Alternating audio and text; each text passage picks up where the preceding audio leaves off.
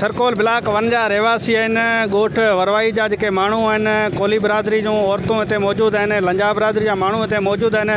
ॻोठ वरवाई उहो ॻोठ आहे जेको ब्लॉक 1 जी जेका खोटाई हले पई, उन सबबु पहिरीं जेका मुतासर थिए पियो। उन्हनि ॻोठ जा जेके रहवासी आहिनि उन्हनि खे जेका से कंपनी मुख़्तलिफ़ वक़्तनि जेको मुआइदो कयो आहे, उन खां पोइ उन मुआइदे ते अमल नाहे थियो। ही ब्लॉक 1 जा जेका रहवासी आहिनि इस्लाम कोट प्रेस क्लब ते अॼु एहतजाज पिया कनि। इन्हनि खां पुछूं था त ही छा था चवनि। कंपनी जेके बि असां मुआइदा कया आहिनि उन ते कंहिं ते बि अमल दरामद उन्हनि नाहे कयो। असांजा घट घेड़ रस्ता रोड सभु बंदि करे छॾिया आहिनि। अचण वञण जे लाइ बि असांखे जेको आहे हू चवंदा त हाणे जेको हिकिड़ो गेट छॾियो आहे उहो बि बंदि था कयूं। भई वजह छा आहे त सिक्योरिटी रिस्क आहे। भई सिक्योरिटी रिस्क अॼु खां 500 साल पहिरीं हो कोन जेके असीं वेठा आहियूं। पहिरीं हिकिड़ो मुआइदो कयो, मुख़्तसर ज़बानी मुआइदो, जंहिंमें ॻोठ जा चङा मुड़ुस कया उन्हनि खे शामिलु करे उन जो त तव्हांखे असां 40,000 रुपया फ़ी एकड़, 15 एकड़ बनी आहे जंहिंमें 40,000 रुपया फ़सुल जा तव्हांखे फ़ी एकड़ जे हिसाब सां ॾींदासूं। कल्ह जॾहिं वॾेरे मोकिलियो हिननि खे त भई वञो कंपनी ॾे विया त हुननि टोटल 4 एकड़नि खे जेको आहे उन्हनि जेको आहे सो फ़सुल लिखियो ऐं उन जी 20,000 पेमेंट हिननि खे ॾेई रवानो कयो वियो। 2 साल खां कमु हले पियो खोटाई जो, जंहिंजो तक़रीबन मुंहिंजे अंदाज़े 40 खां 50% कम बि मुकमल थी चुको आहे। ऐं उनमें जेको ब्लॉक 1 में जेको सभ खां वधीक इफेक्ट ॻोठ थियो थी वरवाई थियो थी।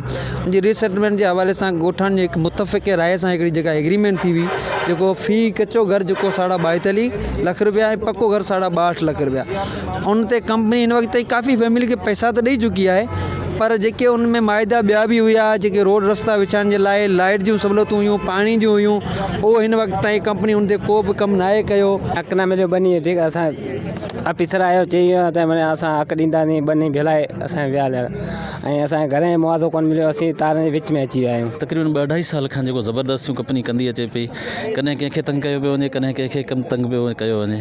पोइ लेखनि ते दोखनि ते कूड़ा स्टाम, कूड़ियूं ॻाल्हियूं, जेके हुन जा वाठा ऐं कंपनी जा जेके मेंबर आहिनि उहे सरमाएदारनि सां गॾिजी अची नारवा सलूक कंदा आहिनि ग़रीब माण्हुनि सां। फसल ते आयल बनियूं भेलाए ज़बरदस्ती करे, केॾीमहिल तार हई थी वञे, केॾीमहिल पंहिंजी कान का शइ ठाहे त फलाणो कमु असांखे खपे थो। उन जे हवाले सां ब्लॉक 1 जे जेको लद प्लान में आयो आहे ॻोठ, उन जे पासे में ढाणी आहे, खीमू जो पाड़ो आहे। हिननि खे ई वीचारा मज़दूर मिसकिन हारी आहिनि। उन्हनि जो ज़मीन जे हिसाब सां हिननि कंपनी मुआइदो कयो त तव्हांजी ज़मीन जेको 15 एकड़ आहे हिन जो 40,000 जे पर एकड़ जे हिसाब सां तव्हांखे मुआवज़ो ॾींदासीं। असांखे ज़मीन इहो तव्हां ख़ाली करे ॾियो, जेको फसल अॻियो हुननि जो मुआवज़ो थियो, हुननि जो स्टाम्प पेपर मौजूदु आहे। अॼु इहो फ्री विया आहिनि। उन्हनि 5,000 रुपया पर एकड़ जे हिसाब सां हिननि वीचारनि ग़रीब सनू आहे, हिननि जा घर विच में अची विया आहिनि, तारूं लॻी वियूं आहिनि। असांखे रस्ता नथा ॾियनि जे असीं पाणी ते वञूं, असांखे निकिरणी नथा ॾियनि घरनि में ॿार। मां असांजी बनी भेलजी हुई, 15 एकड़ ज़मीन हुई असांजी, उनजो कुझु कोन मिलियो। वॾा ऑफिसर आया, उहो ज़ुबान करी विया आहिनि। ऐं वरियाम शाहिदी आहे उहो पाणी जो ॿियो जो ज़ुल्म असांखे पाकी तंदी अची वे, विच में असीं वेठा आहियूं, हुतां निकिरी कोन था सघूं। हाणे केॾां वञूं असीं ग़रीब माण्हू। मुतालबो कनि पिया सिंध हुकूमत खां त नोटिस वरितो वञे, इन ते इंक्वायरी करे असां सां इंसाफ़ फ़राहम कयो वञे।